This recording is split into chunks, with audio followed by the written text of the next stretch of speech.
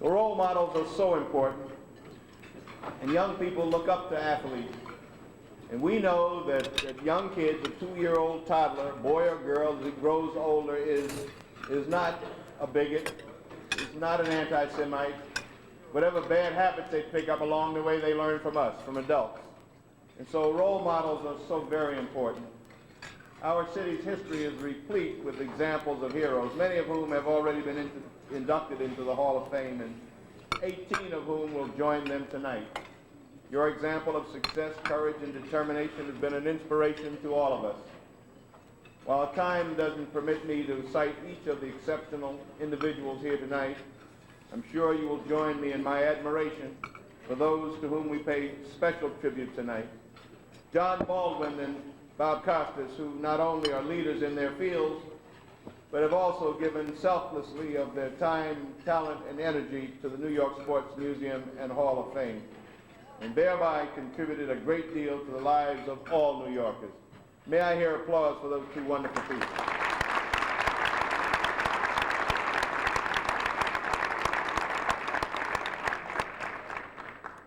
And my very good friend, the late Bill Shea, who after the National League abandoned New York, brought his formidable legal acumen to bear to right that wrong and bring the Mets to New York and reaffirm our great city as our nation's baseball capital. 8 million New Yorkers and countless future generations owe Bill a debt of gratitude. For sports touches all of the citizens of a city as little else can. Sports has the power to bring together an entire metropolitan area. New Yorkers have had their share of special moments when something so grand and so right makes us prouder than ever to live in this wonderful city, lifting our spirits when we need it the most, from the '69 Mets to the 1990 Giants. Think of what they meant and what they still mean to our city. 8 million of us roared as one, and 8 million of us felt better, more optimistic, more enthusiastic about our great city. And the Sports Museum and Hall of Fame will ensure that none of our city's rich athletic history will be forgotten. So I thank all who have made this dinner and the Sports Museum and Hall of Fame part of this city's beautiful mosaic of culture, class, and adventure. You're a winning team, and our city is proud of you all. God bless you. Keep the faith. Lovely.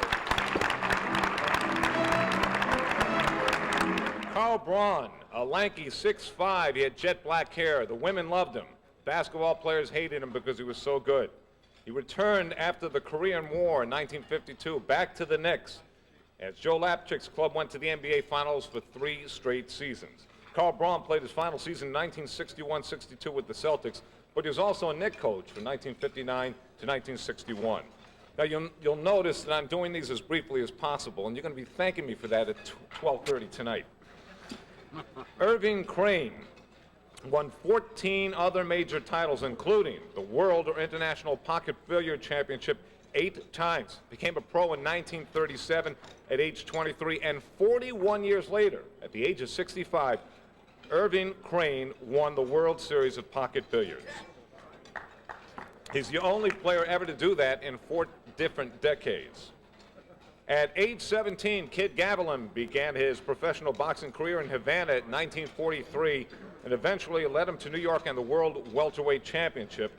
His first New York fight came after the Second World War, scored a 5-round knockout over Johnny Ryan, November 1st, 1946, his first of 27 fights in New York. During his 143 pro bout career, he won 106, 27 by knockout. He was never knocked out himself, and all 30 of his defeats came on decisions. Oh, I've been asked to give applause to each one of these people, and so let's applause for the first 3.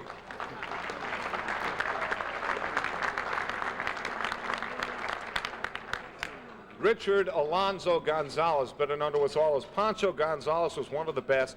Came out of obscurity, became a 2-time U.S. Open champion, and returned at the age of 40 and distinguished himself again in the Open. When he was 42 years old, at the age of 42 in 1970, he was still seated in the U.S. Open. Let's see if Jimmy Connors can do that 6 or 7 years from now. In 1970, he scored a dramatic upset over Rod Laver, who was then the world's greatest player, and he did that at Madison Square Garden. Pancho Gonzalez.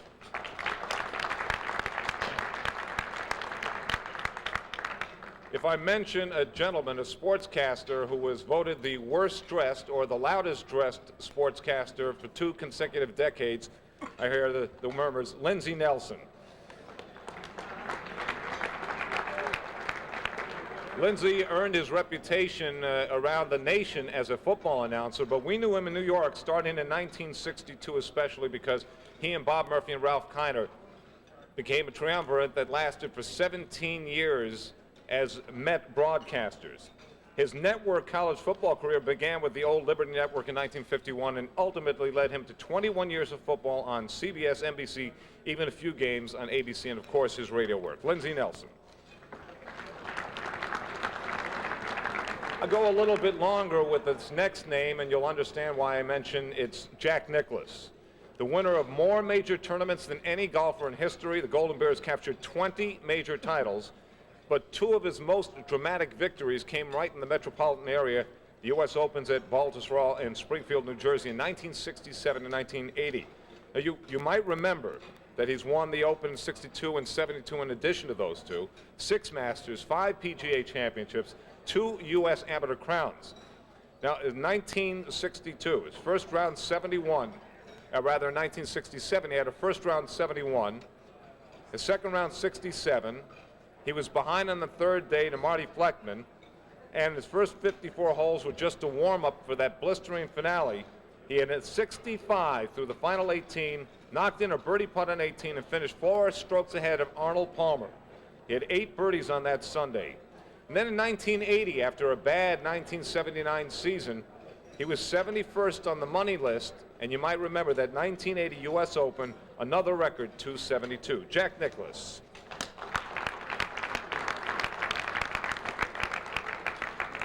Jimmy Powers is just about 89 years old now and was one of the most influential members, if you remember, the New York sporting press during the 1940s and 50s through the early 60s when he was sports editor of the Daily News. Jimmy authored a sports column every day at the News under the title The Powerhouse. After a 4-year stint in the Navy in World War II, he returned to the News. He added a sports fixture on WPIX TV after the paper's television station went on the air in 1949.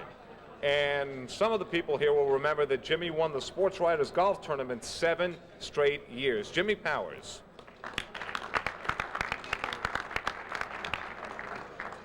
Now to those who have passed away.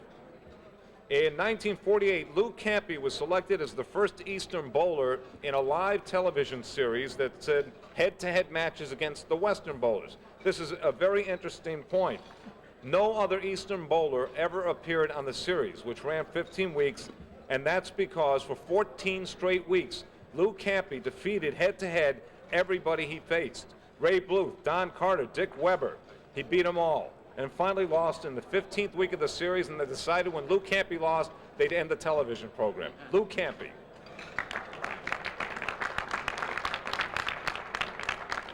Maureen Connolly is our distaff member of the 1992 Hall of Fame. She won her first national championship singles with a 6-3, 1-6, 6-4 victory over Shirley Fry at Forest Hills at the age of 16 years, 11 months, in 1951, the second youngest woman ever to win the title. And she won her 1952 second straight title and won again later on. 3 straight Wimbledon titles from 1952 through 1954. And Maureen Connolly, of course, in 1953 was the first woman to win the Grand Slam. Maureen Connolly.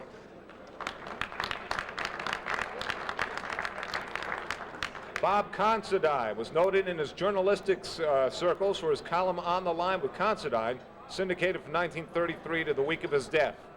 Bob Considine also wrote several movie scripts. He was a regular commentator on radio and television, and of course a war correspondent, wrote 25 books. Bob Considine. Giuseppe Joe Falcaro was based in Brooklyn, became the dominant match game bowler in the 1920s and 30s. He held the BPAA Match Game Championship for 4 years. Ladies and gentlemen, please give me your attention just for a second. On November 29, 1934 in Fremont, Ohio, he bowled the 5 best local bowlers and turned in series of 279, 279, 279, 279, and 289. His 5-game pinfall of 1,405, the second highest in U.S. bowling history up to that time. The guy who had the highest cheated. And you may applaud Joe Falcaro.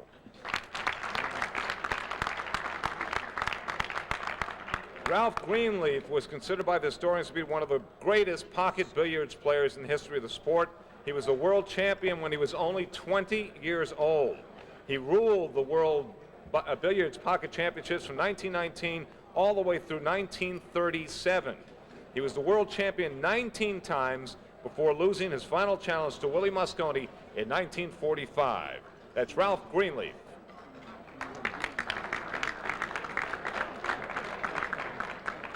There's a gentleman sitting behind me who will remember, and not with fond memories, the 1951 season when Russ Hodges made those famous words, "The Giants win the pennant, the Giants win the pennant," famous themselves. Russ Hodges was criticized for being unprofessional on that particular call. But if you ever hear the whole call and the whole setup, you know it was one of the great moments in history and one of the great moments, of course, in baseball history, if not the best. Hodges' career as a Major League broadcaster began in 1933 with the Cincinnati Reds. He actually worked with Mel Allen. A lot of people don't remember that.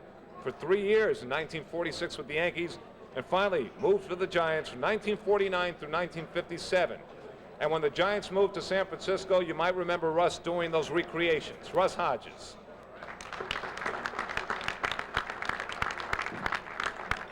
Benny Leonard's pro career in boxing began by knockout defeats, but he reigned as the lightweight champion for 8 years, from 1917 through 1925. Won his championship at the Manhattan Casino in New York. He won again at the Garden April 14, 1921, a 6-round KO of Richie Mitchell. He was one of the great New York fighters, Benny Leonard. Some of you might remember the great 6-day bicycle races that they held at the Hippodrome and at Madison Square Garden. Well, Alfred Letourner is a 1992 member of the New York Hall of Fame because of what he did then. He accomplished the unusual feat of sweeping both the spring and fall 6-day twice in the Garden, as well as other wins in the nation. Letourner was a major rider until World War II started, and that's when the 6-day bicycle races stopped. Lon Myers. Lon Myers dominated the world of track and field. In 1883, Lon Myers ran a mile in 4:27.4, at that time the American record, and then the same day set a world record in the 880 with a 1:55.4 clocking. Lon Myers. If you're interested in New York football, you'll remember Steve Owen. From 1931 through 1953, Steve Owen was the Giants coach, turned out NFL championship teams in 1934, 38, division winning 6 times. And you remember the 1934 sneakers game, the frozen field at the Polo Grounds, where his team changed to sneakers at halftime, and they beat the Bears, turning a 10-3 deficit into a 30-13 victory. Steve Owens.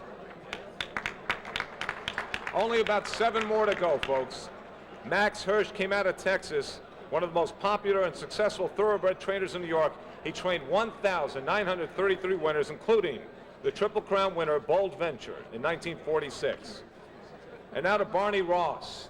Barney Ross, one of the great New York boxers, is actually born on New York's East Side, moved to Chicago, became a boxer because his father was murdered in a tragic holdup at their family store. Barney Ross won both the lightweight and welterweight titles in Madison Square Garden and Yankee Stadium. He also fought in the Polo Grounds. Barney Ross. Jake Ruppert, of course, was the owner of the Yankees, bought it with his grandfather's brewery money. In 1923, not only brought the Yankees out of the Polo Grounds, but into Yankee Stadium, the house that Ruth built. And they were, of course, the most powerful team in baseball, winning the first of their 10 championships, while Jake Ruppert was the owner. That's 8 more than George Steinbrenner. Jake Ruppert. Earl Sande, the golden age of American sports. Earl Sande was its leading hero in thoroughbred racing. He was the jockey with the biggest name a name known among Americans who knew little else about racing, became a particular favorite among the New Yorkers by winning the Belmont Stakes 4 times between 1921 and 1927. Earl Sande. How many of us in the audience tonight haven't gone home from a game wishing that Harry M. Stevens' hot dog was still at the ballpark? Yes, well, Harry M. Stevens in 1887 took over publishing scorecards for the Columbus baseball team because he said there was no information available on him. He expanded, then became the concessionaire at the Polo Grounds in 1894, and today you can't pass by a park without a Harry M. Stevens hot dog jumping out at you and saying, "Eat me." Harry M. Stevens. 3 more. Thank you. Hey, you ought to see what I cut out of this stuff. Good show. Ken Strong was rated by most observers as New York University's greatest athlete, and most thought he was a better baseball player than a football player. In 1926, the Violets' second season under Chick Meehan, NYU was 8-1. In 1928, because of Strong, the nation's leading scorer with 153 points, he also led the country with 21 touchdowns to go along with his 27 extra points. And he might have done more, but he had leg cramps the whole season. That was Ken Strong, ladies and gentlemen. Sam Taub was one of the famous names in broadcasting. He worked for the Old Morning Telegraph, then edited by the famed former Western gunslinger, Bat Masterson. And he quickly became a favorite of Masterson because he would run his errands and bring him lunch every day at Masterson's desk. In fact, when Masterson died in 1921, he died at his desk, and Sam Taub was the first to discover him there. And that probably made him skip his lunch that day. Anyway, he was the principal sponsor of Adam Hats. Taub became known as the voice of Adam Hats. He went to television in 1938. Sam was the first voice in a heavyweight matchup between Lou Nova and Max Baer at Yankee Stadium on television in 1939. And we come to the last. Buddy Young. Buddy Young was interesting not only because he was a great football player, because he was 172 pounds packed on a 5'4" frame. He received kickoffs, ran back punts, caught passes, and ran from the backfield as a member of the New York Yankees of the All-America Football Conference. And then when he went to the NFL in the early 50s, he averaged more than 4.6 yards per carry, caught 20 passes, returned 20 kickoffs, and ran back 9 punts in the 1951 season. In 1964, Buddy Young became the first black executive hired by a major sports league when he became the NFL Director of Public Relations. In 1944, he had tied Red Grange's Illinois record of 13 touchdowns. Ladies and gentlemen, it was long, but it had to be done because these people are the newest inductees of the 1992 New York Sports Hall of Fame. Thank you.